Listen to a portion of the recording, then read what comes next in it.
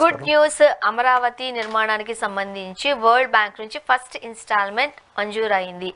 ఏదైతే BJP government ఏపీకి మేము అన్ని రకాలుగాను సహాయ సహకారాలు అందిస్తామంటూ ఆ రోజు పార్లమెంట్లో చెప్పారో ఇప్పుడు అది అమలు చేసేసారు. ఫస్ట్ ఇన్స్టాల్మెంట్ మంజూరు అయిపోయింది, వచ్చేసింది. ఏం చెప్తారు? గుడ్ న్యూసేగా.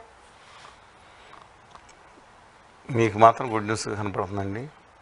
సరే, బ్యాడ్ న్యూస్ కానీ కనపట్లేదు. కానీ మీరన్న రెండో పాయింట్, ఉత్తర భారతీయ జనతా పార్టీ చెప్పిన హామీ మేరకు ఇవన్నీ ఇక్కడ పెద్ద తోటకూర కట్టండి. ఇది ఒక చెత్త వాళ్ళు మాట్లాడి మళ్ళీ డైవర్షన్ పాలిటిక్స్ చేసింది ఉత్తర భారతీయ జనతా పార్టీ. ఎలాగంటే సింపుల్గా గౌరవ ఆర్థిక శాఖ మంత్రి గారు నిర్మలా సీతారామన్ గారు మాట్లాడుతూ 15,000 కోట్ల రూపాయలు సాయం చేస్తున్నాం, వచ్చే 4 సంవత్సరాలు ఏదో సాయం అవుతుందని చెప్పారు. వెంటనే శ్రీమతి నందమూరి పురంధేశ్వరి గారు, దగ్గుబాటి పురంధేశ్వరి గారు, ఎవరైతే ఏమైందండి మళ్ళీ ఎవరు కాళ్ళారు వాడుకుంటున్నారు ఇంటి పేరుని, పర్వాలేదు, ఏదైతే ఏమైంది వారి విద్యలో కొన్ని విషయాలు, ఈ విషయంలో మాత్రం బయటకు వచ్చేసరి ఎంపీలను కూడా ఎంటేసుకొచ్చి ఈ 15,000 కోట్ల రూపాయలు పూర్తిగా సాయం అంటే గ్రాంటు, అప్పు కాదు అని చెప్పి 2 కుండలు తీసుకొచ్చి కుండలు డబేలమని బద్దలు కొట్టారు. కుండ బద్దలు కూడా చెప్తున్నామని చెప్పినట్టు మొత్తం ఆ బాణ భంజిత బ్యాచ్ అంతా బ్రహ్మాండంగా సాయం వచ్చేసింది. ఇంకా 4 ఏళ్లలో ఇంకో 15,000 కోట్ల చొప్పున సాయం వచ్చింది. గ్రాంట్ అండి. నేను చెప్తాను, ఇది మోసం మోసం మోసం చేయబోతున్నారు వాళ్ళు, అప్పులు నెత్తి మీద పెడుతున్నారని చెప్తే నమ్మలేదండి వీళ్ళు. మా వాళ్ళు చాణక్యం ప్రదర్శించారు, అందువలన వచ్చింది అని మాట్లాడారు. చంద్రబాబు నాయుడు గారిని నరకయాత్ర పెడుతున్నారు, చెప్పుకోలేని పరిస్థితి. నేను అంటున్నాను, అంటే ఆయన మీకు చెప్పారా అనొచ్చు, బట్ చెప్పినప్పుడు చెప్పారు, ఇప్పుడు చెప్పకపోయి ఉండవచ్చు. నరక యాత్ర పెట్టారు చంద్రబాబు నాయుడు గారిని వీళ్ళే. ఇవాళ జగన్మోహన్ రెడ్డి గారిని తక్కువ పెట్టట్లా.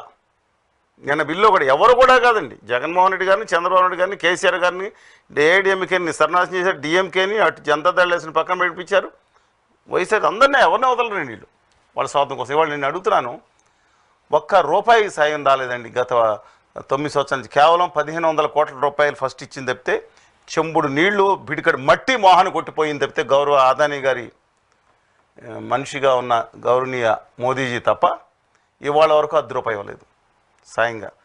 గత 5 సంవత్సరాల రూపాయి ఇవ్వలేదు. అది కక్షాదింపు జగన్మోహన్ రెడ్డి గారు చేసింది, అది పక్కన పెడతాం. పని ఈయన వచ్చారు, is trying is level best to keep it on track అండి. ఇవాళ కూడా ₹1 ఇవ్వలేదు. వెళ్ళి అప్పు తెచ్చుకోండి అంటున్నారు. అప్పు తెచ్చుకోండి అంటే వరల్డ్ బ్యాంక్ వెళ్తున్నారు, ఇంకా 3-4 బ్యాంకులకు వెళ్తున్నారు, హడ్కోక్ కూడా వెళ్ళి వచ్చారు.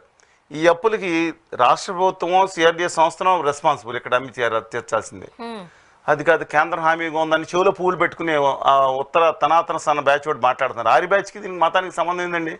వాళ్ళు అంటున్నారు, అయ్యా దయచేసి వినండి, ఈ దేశంలో ఎక్కడ క్వాసీ గవర్నమెంట్ కానీ విదేశాల నుంచి విదేశీ సంస్థల నుంచి అప్పు తీసుకొచ్చినప్పుడు మ్యాండేటరీగా కేంద్ర ప్రభుత్వం సావరిన్ పవర్గా కౌంటర్ సిగ్నేచర్ పెట్టాలి, లేకపోతే వసూలు చేస్తాను. తర్వాత రాష్ట్రాల దగ్గర నుంచి పళ్ళు వచ్చి వసూలు చేసిన సందర్భాలు ఇన్ని ఉన్నాయి. అందువల్ల మీరు ఈ అప్పు చంద్రబాబు నాయుడు గారు 2018లో తెచ్చుకున్నా బయలుదేరు. ఆల్రెడీ 7,000 కోట్లు చొప్పున అప్పుడు శాంక్షన్ అయింది. ఇప్పుడు కొత్తగా వచ్చిందంటే అప్పు తీసుకొచ్చి మొదలు పెడుతున్నారు. అందుకని అబ్సల్యూట్గా నేను చెప్తున్నానండి, ఇది ఏ విధంగా చూసినా I don't think it is right అండి. కానీ ఏ రోజైతే పార్లమెంట్లో దీనికి సంబంధించి నిర్మలా సీతారామన్ గారు మాట్లాడినప్పుడు, ఆ సంఘటన వచ్చినప్పుడు మొత్తం రాష్ట్ర ప్రజలందరికీ కూడా అప్పుడున్న గవర్నమెంట్ వాళ్ళు ఈ భారం అంతా మన మోదీజీ గారి ప్రభుత్వమే భరిస్తుంది అని అన్నారు. బట్ మనం క్లియర్గా సామాన్యుల నుంచి వెలువడిన మాటను ఈరోజు నేను మీకు చెప్పబోతున్నానండి. ఆ రోజు ప్రధానమంత్రి మోదీ గారు వచ్చినప్పుడు ఇన్ని నీళ్లు అంత మట్టి ఇచ్చి వెళ్ళిపోయారు అంతే. ఏదో ఒక నీళ్ళు అనేది ఇంకా యమునా నది నీళ్ళు అంటాయి. మొత్తం ఆ పొల్యూషన్ వచ్చేసి పొల్యూషన్తో భయంకరంగా అసలు తాగితే చచ్చిపోతారు జనాలు. అక్కడ మురికి వచ్చే దగ్గర పైన కాదండి, అక్కడి నుంచి ఆ మట్టి అంట మొహం కళ్ళ మీద కొడితే వాళ్ళ వరకు తేరుకోలేదు రాష్ట్ర ప్రజలు. ఏం తీసుకొచ్చారు? మురికి నీళ్ళు అని చెప్పండి, దిక్కుమాలిన మట్టి అని చెప్పండి, మేము తిరిగి తీసుకెళ్ళి ఇచ్చేసాం సింబాలిక్ గా. ఆ రోజు ప్రధానమంత్రి నరేంద్ర మోదీ గారు చాలా ఆశలు చూసినప్పుడు అదే నీళ్లు చల్లి వెళ్ళిపోయారు. కానీ తర్వాత ఇది వచ్చినప్పుడు మీలాంటి 2-3 ఇది గ్రాంట్ అంటే ఇది అప్పు, రాష్ట్ర ప్రభుత్వమే దీన్ని భరించాలి అని చెబుతూ ఉన్నప్పటికీ ఎందుకు రాజకీయ పక్షాలు రాజకీయ నేతలు మాట్లాడలేకపోతున్నారు?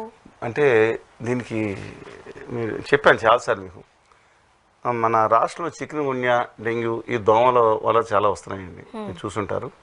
దీనివల్ల డెంగ్యూ వచ్చినప్పుడు ప్లేట్లెట్ కౌంట్స్ పడిపోతున్నాయి. చికెన్ గున్యా వచ్చినప్పుడు అంతా వణుకుడు రోగం మొదలవుతుంది. ఇది కేంద్రంలో ఉన్న ఆ ఉత్తర భారతీయ ఢిల్లీ పాఠశాలను చూడగానే ఇక్కడ నాయకులకి ఈ చికెన్ గుండె దోమలు కుట్టిన దానికంటే భయంకరంగా తయారయ్యారు వీళ్ళు. వణికిపోతా ఉన్నారు, వ్యతిరేకించడానికి భయం, వణుకు, దడ. అసలు మాకు అర్థం కావట్లేదు ఏంటో. ప్రజలకు వచ్చి చెప్పడానికి కూడా భయపడుతున్నారు. అంటే కూటమి ప్రభుత్వంలో ఒక రకంగా చెప్పండి, చంద్రబాబు నాయుడు గారు బీజేపీ జనసేన అలయన్స్లో ఉంది కాబట్టి ఈ వీళ్ళు మాట్లాడలేదు అంటే అర్థం చేసుకోవచ్చు. జగన్మోహన్ రెడ్డి గారు ఎందుకు మాట్లాడట్లేదు? జగన్మోహన్ రెడ్డి గారి విషయంలో కేసులు ఉన్నాయండి. ఆయన ఎప్పుడైతే ఇవాళ పెట్రోల్ మీద కేంద్రం చేస్తున్న మోసాన్ని ఈ దేశం దేశం మొత్తం మీద కేసీఆర్ గారు కూడా దమ్ము లేదండి. జగన్మోహన్ రెడ్డి గారు పత్రికా ప్రకటన రాష్ట్ర ప్రభుత్వ నిధులతో ఇంక్లూడింగ్ ఈనాడు పత్రికలో కూడా ప్రకటన చేశారు.